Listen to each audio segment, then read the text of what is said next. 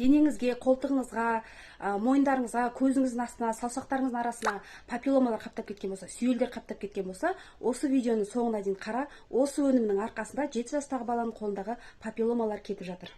Саламатсыздар ма, мен деген отзыв жасағым келіп тұр, потому что бізге папиллома болатын қолында Айзеренің. Бір жылдан астам, 2 жыл болып қалды міне сонымен алысқанымызға біздің.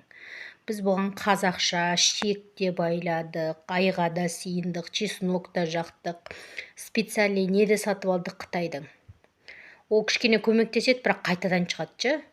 Удалить етіледі, қайтадан шығады. Сонымен біз кәдімгідей удалить етуге неге бардық? Удалить еттік қолын. Азотпен не укол салып, мына жерге укол салады екен де каждыйға. Удалить етеді екен. Удалить етіп, неткеннен кейін 2 аптадан қайтадан шыға бастады.